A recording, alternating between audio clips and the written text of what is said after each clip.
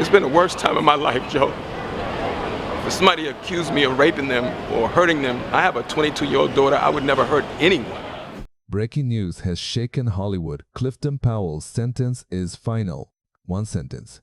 One sentence. Two lines. And suddenly the industry that once praised him fell into a silence that felt almost rehearsed.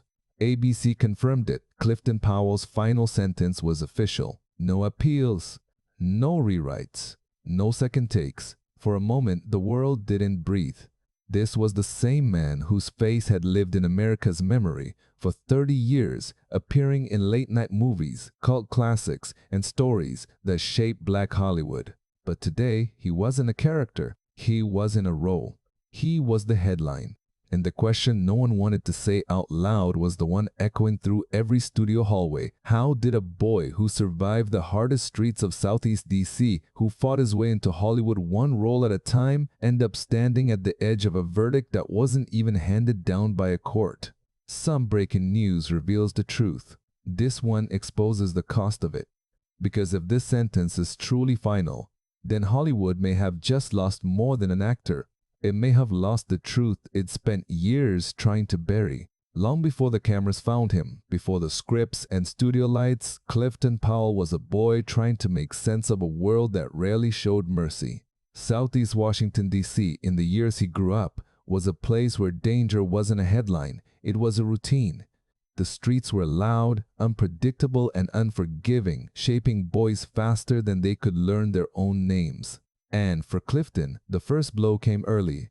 He was only 4 when his mother passed away, leaving him in the care of a father fighting his own battles with alcoholism. It was the kind of childhood where survival became a daily goal. Friends disappeared into jail cells, hospital beds, or early graves. Opportunities were scarce, hope even scarcer. Yet somehow, amid the noise and the chaos, Clifton found small pockets of safety, relatives who refused to give up on him. Mentors who saw something steady in his eyes, and teachers who pushed him toward choices that might carry him beyond the neighborhood's narrow borders. The first spark of escape came through storytelling. Not on a stage, not yet, but in the way he watched people, memorized voices, studied movement, and learned how emotion lived in the smallest gestures. He didn't know it then, but he was already training for a future that seemed impossible for a boy in his circumstances. Acting wasn't a dream. It was a lifeline. It gave him space to imagine a different kind of life, one where he wasn't defined by loss or limitation. As he grew older, that lifeline became a calling. Powell poured himself into roles the way some boys threw themselves into basketball courts or street corners. He joined local theater groups, studied with discipline, and pushed himself through rejection after rejection. Every no he heard only added to the quiet determination that had carried him since childhood. Eventually, the world outside DC began to notice. His talent wasn't loud. It didn't demand attention. It simply commanded it. Casting directors saw an authenticity they couldn't manufacture, a rawness that came from living through things most actors only pretended to understand. He wasn't just performing, he was telling the truth, piece by piece, scene by scene. By the time Hollywood opened its doors, Powell had earned every step of the journey. He arrived not as a prodigy handed an easy path, but as a man who had spent his entire life fighting for a chance to stand in the light. His early years taught him discipline, his mentors taught him purpose, and the streets he grew up on taught him how to endure. Those lessons would become the foundation of everything that came next, both the triumphs and the storms waiting just beyond the horizon. When Clifton Powell stepped into Hollywood, he didn't arrive with the fanfare of a rising star. He arrived with grit, steady, patient, sharpened by years of fighting for space in a world that rarely welcomed men who looked like him. But once he got in, the industry could no longer ignore what he brought to the screen. His breakthrough came in 1993 when he appeared in Menace to Society, a film that didn't just entertain, it exposed the realities of the very communities he knew too well. Powell didn't play the role. He inhabited it. Critics noticed, directors noticed, audiences noticed. And in that moment, Hollywood found a performer capable of delivering truth without ever raising his voice. Soon he became the familiar face you recognized even before the credits rolled. In the Friday series, his timing was sharp, his presence magnetic. He made people laugh in ways that felt grounding, as if the humor came from the same place his pain once lived. But comedy was only one corner of his talent. In dramas, he could shift the air in a room with a single glare or a quiet pause. Casting directors loved him because he was reliable. Fans loved him because he was unforgettable. By the early 2000s, Powell was everywhere. Dead Presidents, Why Do Fools Fall in Love, Rush Hour, Next Friday.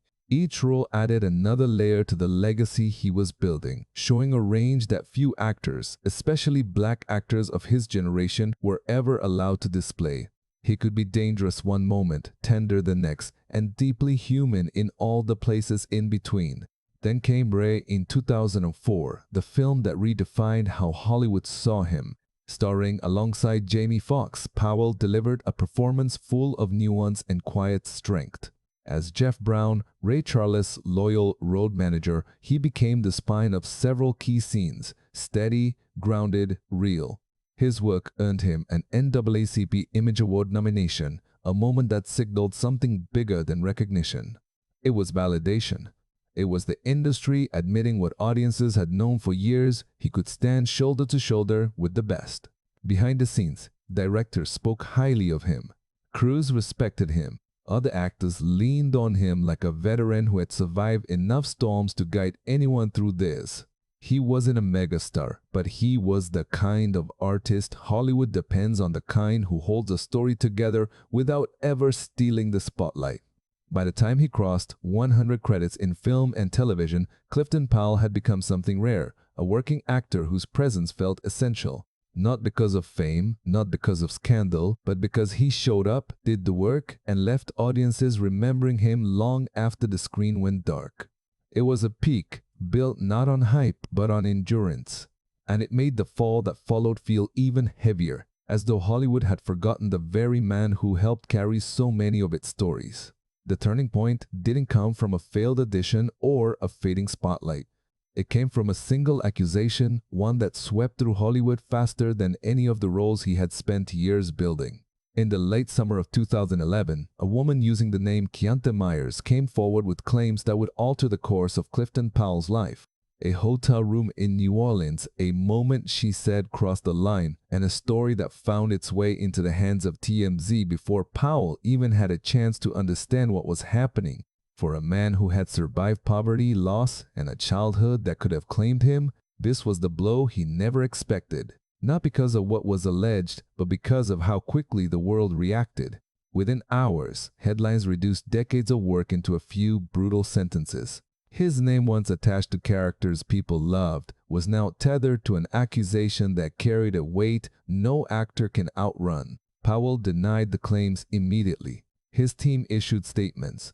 Lawyers got involved. But once the story enters the public arena, innocence becomes a whisper and suspicion becomes the entire narrative. The criminal case was dismissed for lack of evidence, yet the stain remained. Myers pursued a civil suit, and that single decision ensured that Powell would spend the next 4 years inside a legal maze he never invited. Hollywood didn't wait for the facts. It rarely does. In an industry obsessed with image, he became a liability overnight. Roles that were already secured were suddenly gone. Producers stopped returning calls. A television show that planned to feature him across multiple episodes cut him after the second, offering no explanation except the silence that comes when a door closes and no one wants to admit they shut it. For Powell, the emotional toll cut deeper than the financial loss. He later spoke about how the accusation did more than threaten his career. It shook the foundation of his identity. As a father, he feared how his children would see him. As a man, he felt the weight of eyes that judged him before any court had spoken. Walking down the street became a quiet test of strength. Every glance felt loaded. Every whisper felt directed at him. The world had already decided, long before the law did. The case dragged on until 2007 when it was officially dismissed. By 2018, all associated claims, his included, were closed. Legally, he was free, but reputations don't heal on a judge's timeline. Powell discovered a harsher truth. A man can win in court and still lose in the court of public opinion. And that was a sentence he carried. Not one written by a judge, but one imposed by perception, slow, heavy, and deeply unfair. A sentence that outlasted the accusation itself, reshaping a career that had taken a lifetime to build. In America, stories about black men rarely unfold in straight lines. They twist, they fracture, and they are often rewritten by people who were never part of the truth. Clifton Powell's journey is no exception. When the accusations surfaced, the reaction wasn't simply about the claims, it was about the image the industry had quietly built around him long before any headline appeared. Hollywood had always valued him, but it had also boxed him in. He was often cast as the tough one, the dangerous one, the man whose presence carried an edge. Those roles made him memorable, but they also made him vulnerable. When a scandal hit, people didn't see the father, the husband, or the working actor who had spent decades proving himself. They saw the characters he was paid to portray. And in the American public imagination, those lines blur more easily for black actors than anyone wants to admit. Colorism only widened the gap. Powell spoke openly about being told he was too dark for the role, a phrase that echoed through audition rooms and executive meetings. He was good enough to play the villain, but rarely the hero. Good enough to stand beside a star, but rarely allowed to be one. Even when he delivered performances rooted in nuance and humanity, the industry often responded with a familiar hesitation disguised as marketability. To audiences outside the United States, these dynamics were harder to see, but impossible to ignore. International viewers admired his work, but they weren't always aware of the structural forces shaping the careers of black actors in Hollywood. They watched the scandal unfold from afar, often relying on headlines that softened the complexity of what Powell faced. Overseas, he was a recognizable character actor caught in a controversy. In America, he was a black man navigating a system already stacked against him. The reaction within black Hollywood was complicated too. Some stood by him quietly, wary of speaking out in an industry that rewards silence. Others criticized the system that allowed rumors to overshadow decades of labor. Powell himself once spoke against black entertainers publicly tearing down one another, noting how such divisions only strengthened the biases that already existed. Through it all, one truth remained clear. His final sentence didn't come from evidence or courts or verdicts. It came from an American cultural lens that often judges black men faster than it understands them, and from a Hollywood machine that knows how to elevate and how to erase. And the world, as it always does, watched from a distance, never fully seeing the cost. When the noise settles and the headlines fade, what remains of a man like Clifton Powell? Not the scandal, not the courtroom filings, not the whispers that followed him down quiet streets. What endures is the long stretch of work, the decades of showing up, the discipline sharpened in childhood, the characters that made people pause because they felt uncannily real. His final sentence was never written by a judge. It was shaped by perception, a quiet verdict handed down long before facts were sorted or truth was fully understood. Hollywood didn't wait. The public didn't wait. And in that rush to react, something essential was lost, the humanity of a man who had spent his life outrunning the limits placed on him from the moment he was born. Yet there is a strange kind of resilience in stories like his. Powell's life reminds us that survival can take many forms.